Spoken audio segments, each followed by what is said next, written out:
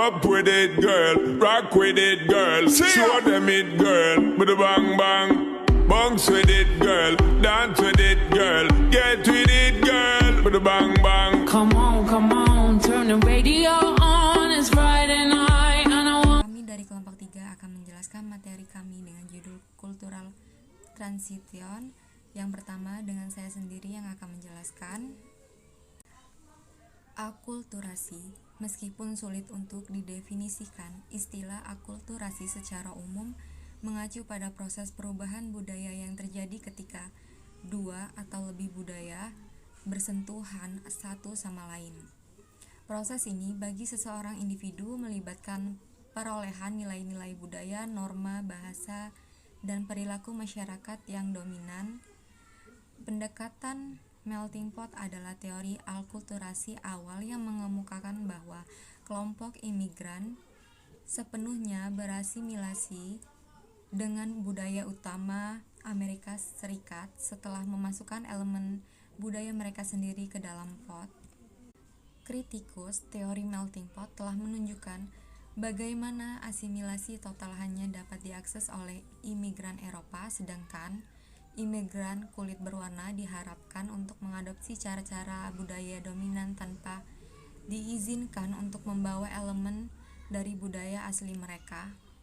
Semakin banyak para peneliti mengakui bahwa para imigran dapat mempertahankan nilai dan perilaku dari budaya asal mereka sambil secara bersamaan mengadopsi nilai dan perilaku dari budaya baru. Misalnya, kesehatan dan kesejahteraan psikologis imigran Latin baru-baru ini dikaitkan dengan pemeliharaan bahasa dan budaya. Koalisi Nasional Organisasi Kesehatan dan Layanan Manusia Hispanik tahun 1999. Meskipun asimilasi yang lebih besar ke gaya hidup Amerika dianggap lebih unggul dalam model sebelumnya, penelitian tentang kesehatan mental Latino menunjukkan bahwa imigran Latin baru-baru ini memiliki pandangan mental yang lebih sehat daripada orang Latin generasi kedua dan ketiga. Pedersen tahun 1995 menjelaskan beberapa karakteristik dari culture shock. Yang pertama ada isyarat yang sudah dikenal tentang bagaimana berperilaku tidak ada. Yang kedua, nilai-nilai pribadi tampaknya tidak dihormati sebagai warga negara tuan rumah. Yang ketiga, perasaan disorientasi dapat menyebabkan kecemasan, depresi, atau permusuhan.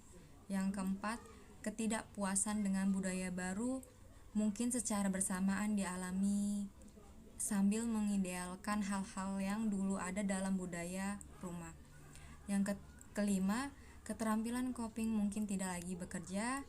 Dan yang terakhir, mungkin ada perasaan bahwa situasi permanen dan tidak akan membaik.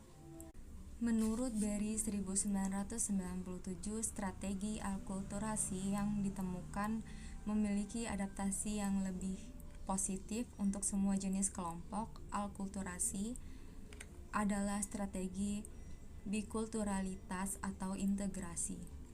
Satu penjelasan untuk temuan ini adalah bahwa strategi integrasi didasarkan pada kemauan dan fleksibilitas untuk mengakomodasi dua budaya.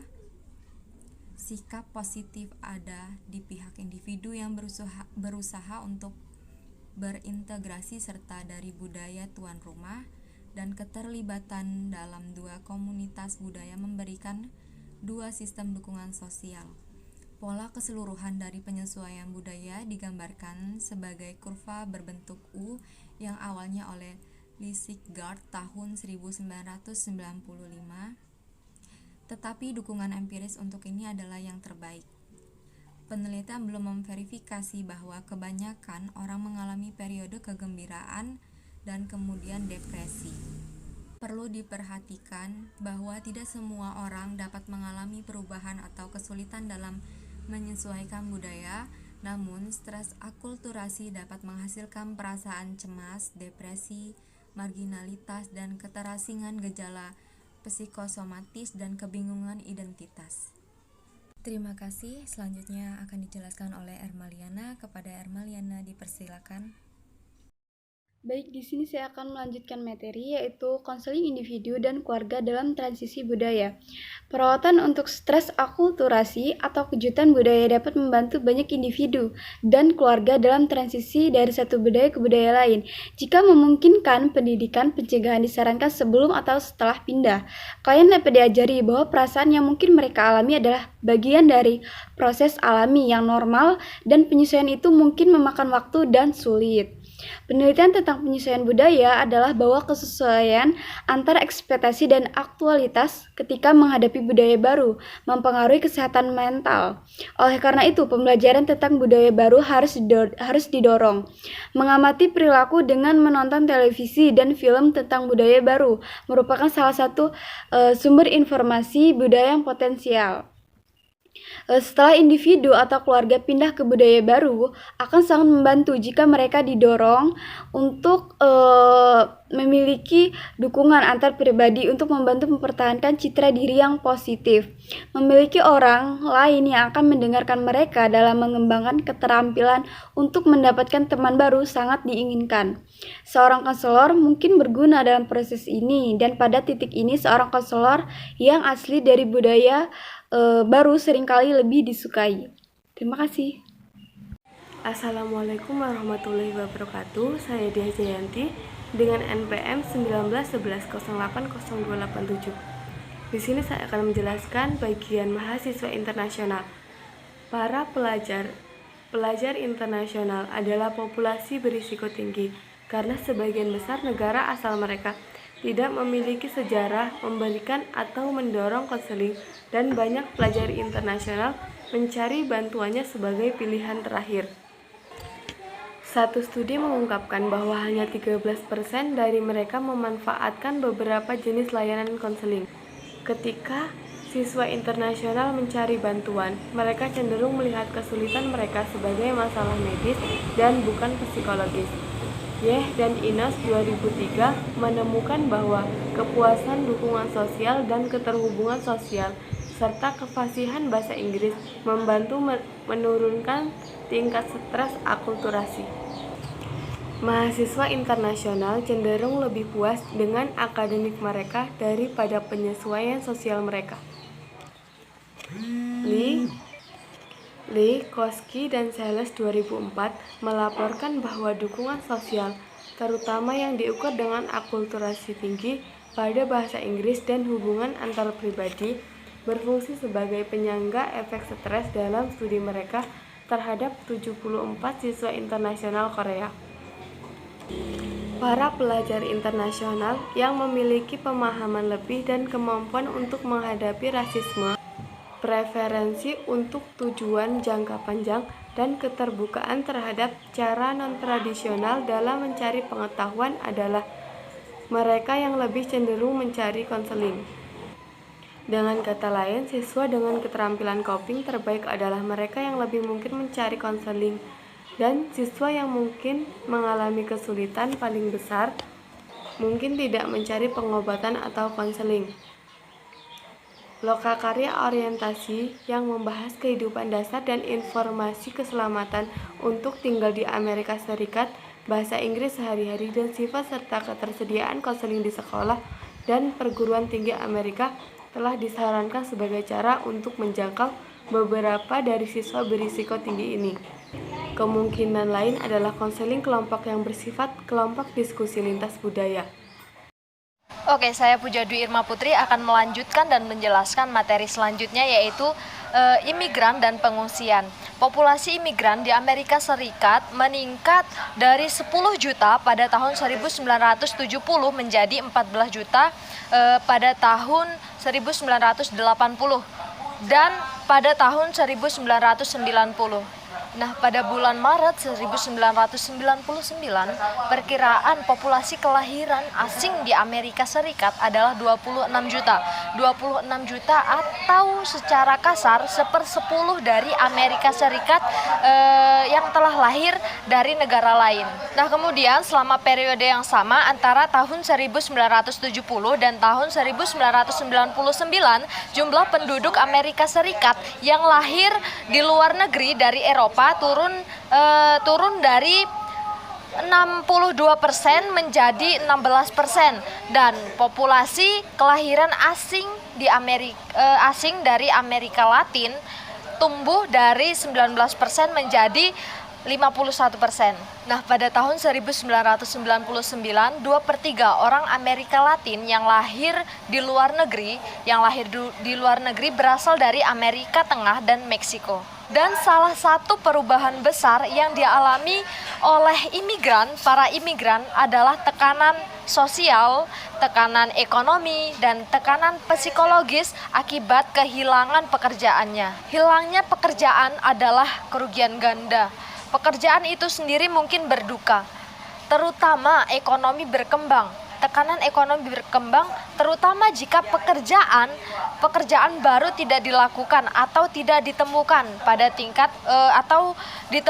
pada tingkat pendapatan yang lebih rendah, dan mungkin akan ada kehilangan identitas pribadi. Nah, dari tahun 1965 sampai 1993, jumlah orang Amerika yang menyatakan keyakinan bahwa imigrasi harus dikurangi meningkat dari 33% menjadi 61%. Nah, yang terakhir yaitu MLM melibatkan secara bersamaan dengan klien pada 4 tingkatan. Yang pertama itu ada pendidikan mental, kemudian ada konseling individu, kelompok, kemudian keluarga barat, dan yang selanjutnya itu ada pemberdayaan budaya, dan yang terakhir itu penyembuhan adat. Nah, baik, mungkin itu saja yang bisa saya presentasikan, saya jelaskan. Untuk materi selanjutnya akan dijelaskan oleh teman saya, Andinda Febi. Terima kasih. Selanjutnya yaitu shock reentry. Shock reentry adalah kebalikan dari kultur shock yang mungkin dialami seseorang setelah kembali ke budaya asalnya. Gulat dan Gulhom 1963 menyarankan untuk memodifikasi kurva U yang sebelumnya diusulkan untuk menggambarkan proses penyesuaian budaya menjadi lebih dari kurva W. Untuk memasukkan proses untuk kembali, shock reentry bisa sekuat atau lebih kuat dari kultur shock awal dan mungkin lebih sulit karena beberapa alasan. Individu tersebut mungkin tidak berharap untuk menemui kesulitan saat kembali ke rumah. Juga guncangan budaya awal dapat dirasionalkan secara positif oleh individu sebagai perkembangan, sedangkan guncangan masuk kembali mungkin terasa regresif. Orang yang menghabiskan lebih sedikit waktu untuk hidup di budaya lain tampaknya lebih mudah menyesuaikan waktu. Beberapa orang tidak mengalami shock masuk kembali sama sekali karena secara psikologis mereka tidak pernah meninggalkan rumah mereka. Budaya sebaliknya, orang-orang yang paling berhasil menyesuaikan diri dengan budaya baru mungkin merasa paling sulit untuk pulang. Setelah beberapa tahun berlalu dalam budaya baru, individu tersebut mungkin telah mengembangkan teman dan hubungan intim dalam budaya barunya, dan mungkin telah mengadopsi aspek ekspresi. Prospek untuk kembali ke budaya asal pada saat ini mungkin membuat stres karena hilangnya hubungan pengalaman dan kebebasan baru menjadi kenyataan. Pelajar internasional dan orang-orang yang menjalani tugas militer, bisnis, atau kemanusiaan sementara mungkin merasa proses pulang ke rumah lebih menyusahkan daripada yang mereka bayangkan sebelumnya. Keluarga dan teman-teman dalam budaya asal mungkin tidak menunjukkan minat yang lebih dangkal dari pengalaman merindukan teman-teman mereka di luar negeri. Sebagai reaksi terhadap kejutan budaya awal, mereka mungkin mengidealkan negara asal mereka. Selanjutnya transisi budaya 83, dan sekembalinya mereka mungkin akan terkejut menemukan diri mereka merasa terasing secara politik, ekonomi, dan sosial oleh perubahan alam yang telah terjadi. Nilai dan perspektif individu mungkin telah berubah. Dia mungkin berpikir lebih global, dan individu tersebut mungkin menemukan dirinya tertarik pada orang lain yang memiliki pengalaman ekspatriat serupa. Kadang-kadang tertarik pada orang lain yang memiliki pengalaman kadang-kadang mungkin ada hilangnya rasa keistimewaan dalam dirinya atau identitas, atau kenyataan menyusutnya tanggung jawab pekerjaan saat kembali ke rumah untuk dihadapi juga.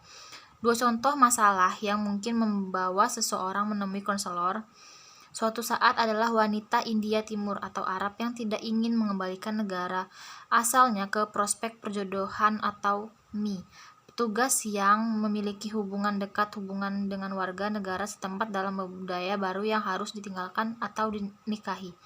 Orang-orang yang mengalami re-entry shock mungkin membutuhkan 6 bulan sampai 1 tahun untuk menyesuaikannya kembali, dan beberapa mungkin membutuhkan lebih dari 2 tahun. Harvey melaporkan bahwa lebih dari 50% penerima tugas bisnis membutuhkan lebih dari 1 tahun untuk menyesuaikan kembali. Terima kasih. Wassalamualaikum warahmatullahi wabarakatuh. Assalamualaikum warahmatullahi wabarakatuh. Di sini saya akan menjelaskan materi selanjutnya yaitu efek generasi alkulturasi. Alkulturasi terus mempengaruhi keturunan imigran di generasi mendatang. Efek generasi ini dapat begitu menonjol sehingga misalnya orang Jepang Amerika memiliki istilah khusus untuk menggambarkan generasi pertama sampai keempat di Amerika Serikat.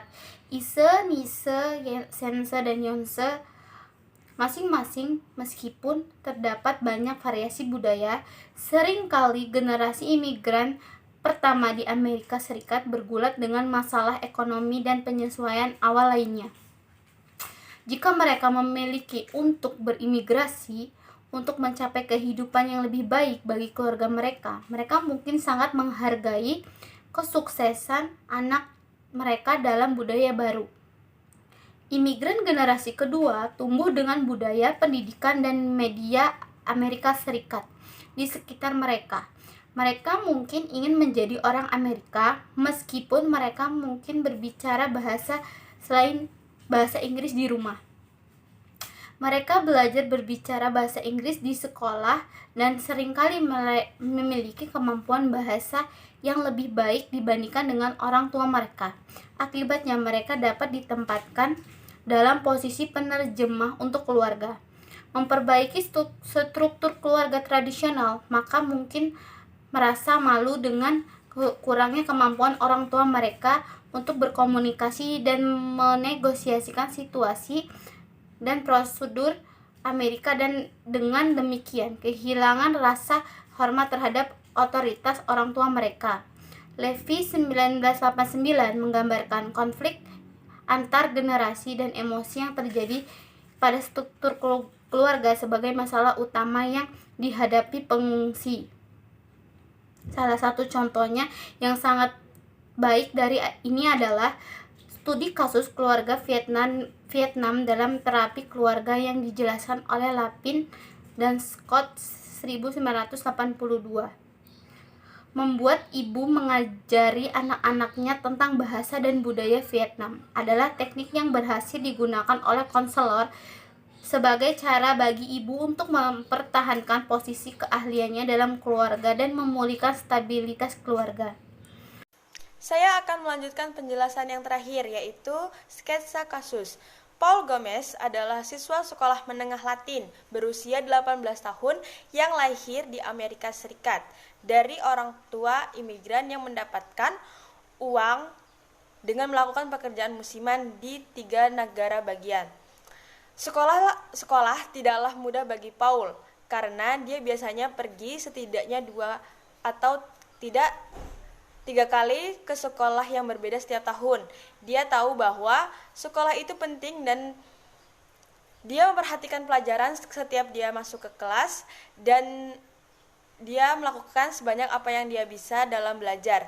Selama kelas 9, ayahnya mendapatkan pekerjaan yang tetap sebagai buruh tani di daerah pedesaan California. Untuk pertama kalinya, Paul bersekolah di sekolah yang sama sepanjang tahun. Dia mulai bisa berteman dan mulai berprestasi dalam akademis. Konselor sekolahnya Paul juga memberi perhatian khusus pada Paul, dan konselor juga mendorong Paul untuk mengambil kelas persiapan perguruan tinggi. Pada tahun pertamanya, Paul diundang oleh salah satu konselor sekolah untuk mempertimbangkan kuliah di luar negeri secara aktif, yang merekrut siswa kulit berwarna. Tapi bagaimanapun, bahwa dia menghadiri sebuah perguruan tinggi, di mana dia percaya bahwa orang-orang dengan latar belakangnya tidak dapat diterima dengan mudah. Sekian dan terima kasih.